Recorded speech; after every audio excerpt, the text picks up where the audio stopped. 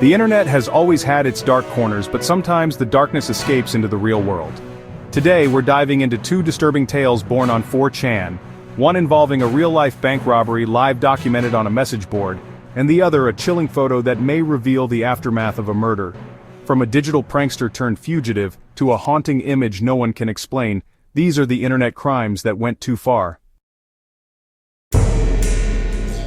4chan has long been known as a place where anonymity reigns and the bizarre thrives. While most threads are forgotten within hours, every so often one emerges that freezes users in their tracks. Today, we're diving into two such threads, a real-time crime and a mysterious image that might hint at something far more sinister. We begin with the case of the 4chan bank robber.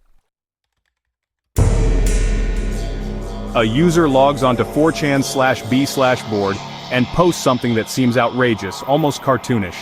Okay, today is the day. I'm going to walk into the bank at 3 p.m. with sunglasses, a hat, a sweater, a BB gun, and this note. I'll get out, dump the sweater and BB gun and ride out on my bike back to the hotel. I'm serious, wish me luck. Attached to the post is a photo of a handwritten note addressed to a bank teller. It says he has a gun and demands $5,000 in $50 bills. The reaction? Mixed. Most users laugh it off, calling the OP a wannabe. Some even recognize him from a previous thread where he claimed he would rob a bank for $20,000 instead. A few egg him on. No one believes he'll go through with it. But they were wrong. The user goes silent. People assume it's over, maybe his bike was stolen or, he just chickened out. But 25 minutes later he's back. This time he's got pictures of stacks of cash. He posts under a new name, a non-dump, and he claims he just robbed a bank, did it, $5,200, dumped the BB gun, got back to hotel. Holy saint. In the next few hours, a non-dump documents his escape in real time. He answers questions, shows the BB gun, talks about the plan, and even drinks alcohol to calm down. He even shows the disguise he used, sunglasses, a beanie, and a jacket. What he doesn't realize is that people are already tracking him. And well, he made a fatal error. In earlier posts from weeks before, he didn't use a VPN. One user traces his IP location to Jacksonville, Florida. As the images of his face and the BB gun start to circulate, the authorities begin to close in. By August 21st, just a day later, a non-dump is still posting, but his tone has definitely shifted. Guys, my face is on the news. There's a $3,000 reward for tips. I'm scared. I have $4,800 left. I'm scared of leaving the hotel. I want to get out of here, but someone may see me. I'm trapped. He's no longer gloating, he's paranoid, anxious. He says he wants to run but doesn't know where. People advise him to turn himself in. A few users, surprisingly, show concern for his well-being. Some try to persuade him to see the bigger picture, that a few $1,000s isn't worth a lifetime of looking over his shoulder. Others mock him relentlessly, saying he's ruined his life for internet clout. This back and forth continues for hours. A non-dump posts images of his hotel room, screenshots of local news stations, and even contemplates fleeing to Mexico. All of it plays out live, like a reality show gone dark. And then, silence. On September 2nd, 2015, roughly 2 weeks after the robbery, 26-year-old Pedro Smith is arrested in Gainesville, 70 miles from the crime scene. The hat, the glasses, the sweater, and even the BB gun all match. He's charged with armed robbery. The shock comes later. He's sentenced to only 3 years in prison. The internet erupts with questions. How did he get off so lightly? Some dig deeper and discover Pedro lived in a luxurious Miami home after his release. The theory: wealthy parents, expensive lawyers. Pedro Smith didn't rob a bank out of necessity. He did it for internet fame, a modern digital outlaw chasing validation from strangers. And for 2 weeks, he had it. He became a symbol, a cautionary tale of how far people will go to be noticed. Case 2, the Monan Tunnels Mystery. On a seemingly normal day in April of 2018, a user on 4chan/x/board posts a message asking for help. On one of the recent iceberg chart threads, someone mentioned the Monan tunnels not being on the iceberg. When I went to Google what these tunnels were, the only results I got were the original thread and pic related. Does anyone know more about it? Attached is a single image. 2 masked figures stand in a grassy field at night. They're pointing their fingers upward, and behind them, The body of what appears to be a young child in a red jacket, lying face down in the grass. No context, no metadata, no location, just, well, horror. Immediately, users begin dissecting the image.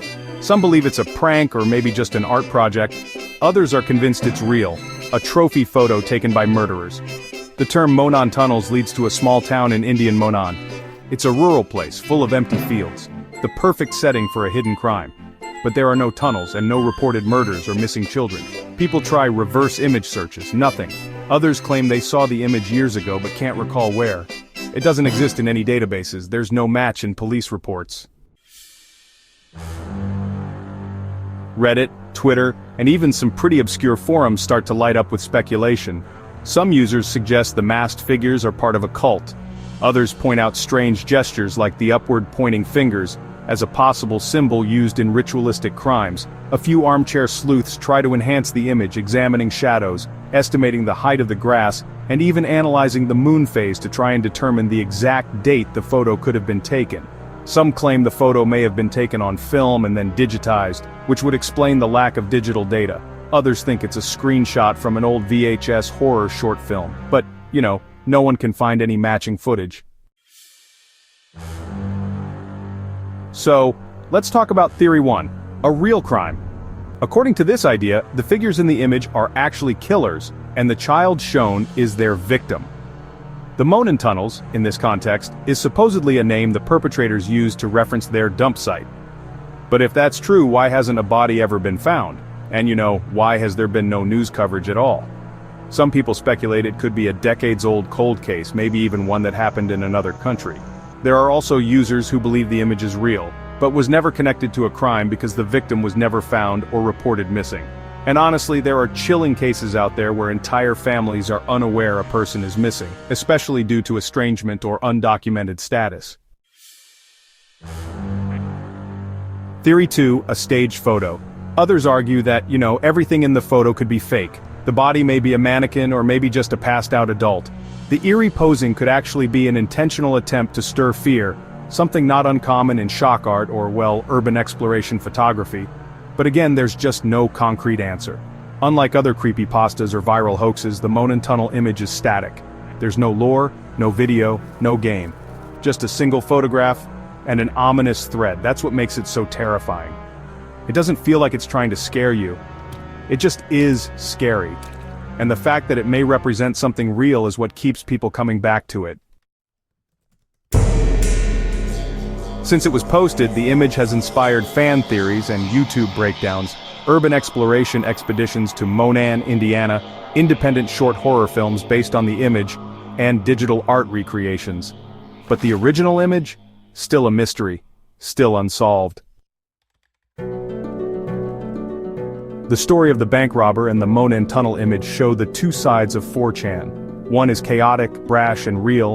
A man documents a federal crime live for attention. The other is subtle, cryptic, and deeply unsettling. A mystery wrapped in a single, silent image. Both threads have haunted users for years.